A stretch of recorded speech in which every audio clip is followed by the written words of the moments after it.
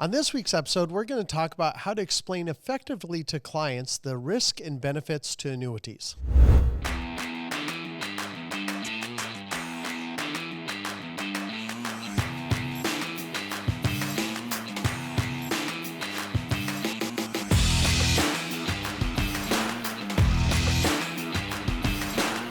Hello, everyone. This is Chad Owen, the Annuity Sales Coach, host with sometimes the most, sometimes nothing. Yeah. Oh, but I just got back from an incredible 2 weeks of, we went to Cabo. I hung out with my wife for 4 days and then rented an RV and went out with 5 guys, and we just were pretty dumb and did a lot of fun stuff. And, it was so great. I returned the RV this morning and I'm like, what if I just kept driving? I have everything I need right here, except for my wife. It's just, I'm not ready to come back and work yet. Good news. I got 4 weeks and then I'm ready to go again on something else. So that means I need to hustle these 4 weeks big time. So risks and benefits of annuities. There are no risks. No, there is if you don't do the right thing for the right situation. But totally. Yeah. Okay. Yeah, we're going to get into it. I do want to just preface. We're going to get into it? We're going to get into it. Let's go right now. Outside. Let's go. With this morning I need to let some steam off right now. Yeah, and this time of year, we walk outside. Wouldn't even have to do anything. We'd be dripping in sweat. Well, it's only 90 today. Yeah. That's actually not bad. We have had a crazy awesome spring. I mean, the temperatures are still pretty low. The wildflowers are going crazy. If you haven't been to Texas during the wildflowers, you are missing out. All the roads are lined with just beautiful flowers. Yeah. And so, yep. Okay. Cool. So annuities, to recap very briefly, if you don't know a lot about annuities, you need to go back and watch last week's episode where we actually talk about the different classifications of annuities. But again, very briefly, you've got basically 2 different classifications. One's based on the risk that the annuity actually has in itself due to volatility, and the other is based on when annuitization would occur. So the idea is that an annuity is a product that can be annuitized, which is converting to a stream of income of sorts. Client would lose control of the money when you annuitize. But there are different types of products that allow you to have income that you don't have to annuitize. Again, go back and watch last week's episode. But for the sake of today, yes, even the most important thing, if y'all aren't watching these on YouTube, you're missing out. Okay, go like, subscribe, and Caleb will give you something for free. We'll pick a random person, and we'll give something for free. How are we gonna know? Subscribe, ring the bell. Well, doesn't it tell when somebody does that? Oh, well, yeah, I guess that's true. God, this is why I run the operation. Okay, go back to it. So, for the sake of the conversation today, Chad and I are talking about specifically fixed and fixed indexed annuities because when you're dealing with variable annuities, there are inherent risks outside of what we're going to be discussing. You've got risk to loss because the way that interest is credited is via a sub-account. That sub-account could be mutual funds, index funds, all kinds of different things that actually have volatility to them. So you could lose value in a variable annuity. That's risk in a roundabout way and typical risk that we're familiar with, but specifically doing air quotes but specifically to fixed and fixed indexed annuities, that's what we're going to talk about today. And really, the way I think of risk in a fixed or fixed indexed annuity, it's often what I would classify as the consideration to the insurance company. So when you have a contract with an entity or an individual, you have consideration both ways, right? It's a give and it's a take. Well, it's the consideration for the insurance company that creates the risk, there it is, to the client. And generally, what we're thinking of when we're thinking about risk in a fixed indexed annuity is going to be surrender period, fees, inflation potential, things like that. Now, some of these you can't escape from, but let's talk real quick surrender periods. But the reality of this is you talk about surrender period or inflation, anything we have, it could be that. Correct. Surrender period. Okay, so an annuity has a given amount, even if you earn nothing for the next 10 years, let's say, you have a guaranteed amount that you can get even with the surrender charge. Correct. Tell me you can do that in stocks, bonds, and mutual funds. You can't. You can't. Right. So Do I look at that as a risk? No, I don't, because if you do it right with the right fact finding, you're going to have a significant amount of emergency funds and savings. Yeah. So it's like, is that really risk? I'd say stocks, bonds, mutual funds, commodities. That's what you talk about risk, because at least even if the market did nothing for 10 years, because if the market's doing nothing for 10 years in an annuity, I assure you, your stocks, bonds, mutual funds, commodities are going to be in deep trouble. Right. Because the depression was 9 years. So that means we went to a situation far worse than the depression. So, I mean, I hate using the word risk, and I know why you did this, but to me, it's just not a risk. Sure. Surrender schedule is not a risk if it's done right. And that's the key. Yeah. Well, I mean, we got a bunch of dodos out there that, will write the wrong product, the wrong situation. And that's, I would say, okay, there's your risk, being a stupid agent. That's it. Sure. Honestly, that is being someone who doesn't care about the client's needs, putting your commission ahead of their well-being. That's where the risk is. Right. But surrender charges to me are not a risk. Because if you're doing it right, you know what your surrender charge is at any given year. You also know at any given year what you will be getting, even if it earns nothing. So that's not a risk, because if you explain it properly, as you should while you're going through the product information, you would let the client know that. And then if you have a terminal illness or long-term care, depending on the age, it's 100% liquid anyway. You already made sure they had plenty of emergency funds and savings. Well, in most cases, yeah. There are products that don't have those benefits included automatically. Just to clarify. That's true. You do need to make sure that what is offered. I just talked to a client today about a long-term care benefit, but I very clearly said, if there's an account value, right? You have to clarify that. But that's not a risk to me. A surrender charge is not a risk. So I look at it as less about the charge, because the charge means nothing if there's not an excessive withdrawal made, right? Yes, and there are liquidity features built into it. You've got generally some kind of penalty-free withdrawal, whether that's 5%, 10%, some weird one. Those are the two most common, and 10 is more common than 5. Under 10%. Right. There's a couple of times I've used the 5% because, once again, the product justified that particular limitation on the withdrawal rate. But obviously, if I did that, I made sure they had more emergency funds and savings. Right. So, to Chad's point, if you're doing your job right and you're ensuring that they have more than enough in emergency funds and savings, and then whatever's being placed into the annuity, you still have some kind of penalty-free withdrawal benefit, there shouldn't be a situation in which the surrender fee was even a factor. Yeah, exactly. It really shouldn't be. But if it gets explained incorrectly, agents do things wrong, clients misunderstand, and then they end up making some kind of withdrawal that is a partial surrender. Now you have quote unquote risk there. So I agree. It's less about the way it functions and more about the way it's explained and understood. We talk about fees too, right? We talk about there's all kinds of different fees in variable annuities. There are different kinds of fee, fund fee, rider fee, admin fee, death benefit fee. I mean, that's just some of them in a variable annuity. Yeah. And you've got different types of fees on fixed indexed annuities.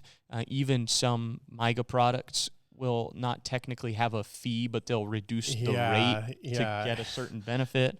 Which, once again, you have to look at that. What is the purpose of the benefit? Most of the time, if you ever take a MYGA and you have fees for certain benefits, you can find MYGAs that already have higher interest rates that don't have the deduction for particular benefits. The other thing I look at too is, now I will never, ever do an annuity that doesn't have some sort of withdrawal benefit. Sure. I won't. I mean, there are You're not going to lock it away completely. Yeah, there's some that you'll have a penalty if they die in the 5 years. I will not do that. The other thing to look at too is when you're talking fees on a FIA, the one thing I would caution you doing, I do not like using fees on indexes. Yeah. I think it's stupid. I think it's, anytime we start to do stuff like that, we open the door for more regulation. And you say, yeah, but look at the historical rate. Yeah, let's do that. Let's look at the historical rate. And yes, if you add the fee in there, supposedly it will make a little bit more. But in reality, I haven't seen that as the case, number one. Number two, I go back into, we have to be careful on what we allow in our products that will influence an outside organization's decision to try and regulate what we do, hence the SEC. You know, when you look at the DOL rules, the 151A, when you look at all these, they are all trying to come after our product. And the more we try and look like a variable product, the more opportunity it is for those organizations to regulate us. So I think it's very important. I don't do fees on the indices. Right. I would not do that. Fees for an income rider, justifiable. You know, you're doing something for a very specific purpose. Right. But not on an indice. Yeah, I agree. I think the more opportunity there are for losses due to volatility, the more aligned you become with the security. The more aligned you become with the security, or the more similar you become, the more you position yourself for greater regulation and other entities getting involved in an insurance product. We're already trying to get hammered from all directions. So yeah, it's important. Let's just do what we do best. Safety, security, guaranteed income you can never outlive with no risk to the market. And I would argue that on the fee, if you're using index strategies that have a fee, I think it should technically negate your ability to claim upside potential with none of the downside loss. Agreed. Because you will have a loss. Yeah. Now, you could say, well, you do with an income rider. The income rider is a viable option that is for a very specific purpose. A rider or a fee on an index, that doesn't guarantee anything. Right. And so the income rider fee guarantees this. Sure. The rider on an index guarantees nothing. Right. So that's how I look at that. You use the language, no risk to volatility. Yeah. But then the market's down and you're point to point, and you've got a 1% fee there, well, they've lost 1% as a result of the volatility that took place. Exactly. So you can't really... I would not do that. The third one here is inflation risk. Now, here's the thing, though, is that you can't ever escape inflation risk. No, there's nothing. Find me a stock, bond, mutual fund, commodity, CD, anything that does true inflation protection. Right. You can't, because... You know, they'll say, oh, yeah, but we have the CPI index. Okay, so there was an 8.7, I think, % increase in Social Security, which is supposed to be, quote unquote, tied to the CPI index. And the reality, we all know inflation was higher than that. Sure. I mean, you had gas at $2 a gallon going up to $4 a gallon. And how did we end up with the 8% inflation? In reality, it was so much higher. And then you got to remember shrinkflation.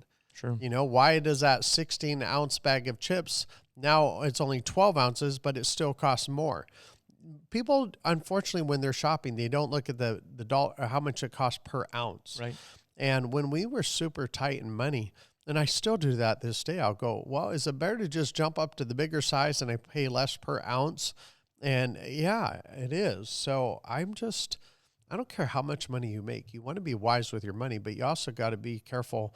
You're paying for things that you don't realize you're paying more for, that once again, you just grab that bag of chips because you always have. Mm-hmm. And then you go, oh, well, wow, open up that bag. Now, that's why meat is so important. Sure. You know how much it is per pound, period. Yeah. It's not a guessing. You can't buy a 16-ounce steak. Well, let's be real. A 24-ounce steak and go, I got shrinkflation. No, you know the actual weight of that. Yeah. So you can't just count inflation. You have to count shrinkflation. Yep. Inflation, it's an inevitable thing. You can't escape it regardless of the product you're in. No. So an annuity, while you're not going to be subject, fixed indexed annuity where you're not having index strategy fees, you are at least protected from the downside, of the volatility. Whereas in a market, right, in a risk-based type portfolio, like last year, 2022, for example, it was the S&P down, like 20 something percent, 22, like 24% yep. year to Nasdaq's down 30, Dow's down 10, Sure. I mean, but we have to look at that too. So you look at inflation. The way to help with inflation is to have more money than you need right now. In other words, to make more money than what you need right Correct. now helps with inflation. Then you say, well, things are going to cost more 5 years from now. Yeah, I can pretty much guarantee that. I mean, houses, everything, it costs more. So then you ladder annuities if you have to, or you have an annuity that has a high likelihood of increasing in income in small amounts over the next 10 years. Sure. That's really important. So, there's plenty of ways to do that. They used to do bond laddering, CD laddering, but now that doesn't work because CDs that are 3 years are the same rate as a 5 year.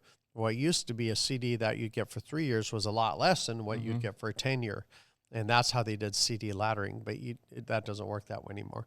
Yeah. So be wise, do some income planning, and we offer that. That's what our academy is all about, is we have complete layouts of how you do income planning and teaching on that.